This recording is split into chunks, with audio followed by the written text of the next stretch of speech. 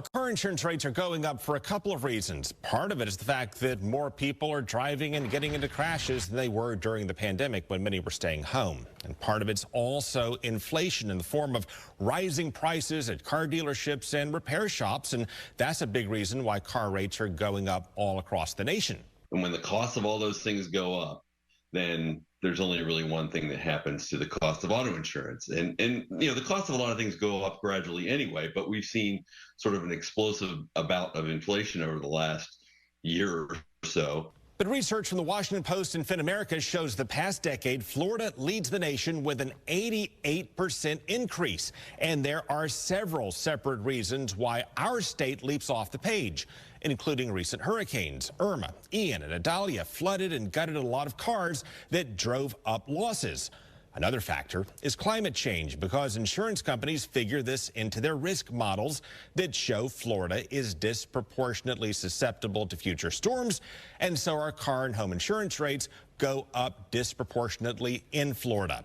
Plus, some repair shops, particularly some who replace windshields, are overbilling and driving up costs even more. And beyond that, consumer groups and some state lawmakers also tie our insurance crisis to the people we elect and who they then appoint to approve rate hikes across the state. Most folks don't realize that there's an Office of Insurance Regulation that plays a role in this, that is appointed by the governor, by the cabinet, that approves any type of rate increases. Now, in terms of what we as drivers can do about this, you could also consider raising your deductible, though that comes with the risk of paying more if you have an accident. Or if you're a safe driver, you could consider a discount for putting on one of those insurance company tracking devices in your car.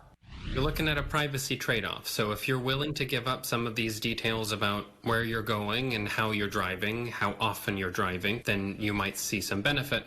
But if you don't want the insurer riding shotgun with you, then you might say no to some of these programs. Also consider price shopping through an independent agent who writes policies for a lot of different carriers, because different auto insurance companies assess risk in different ways, and that can lead to different quotes for the same level of coverage.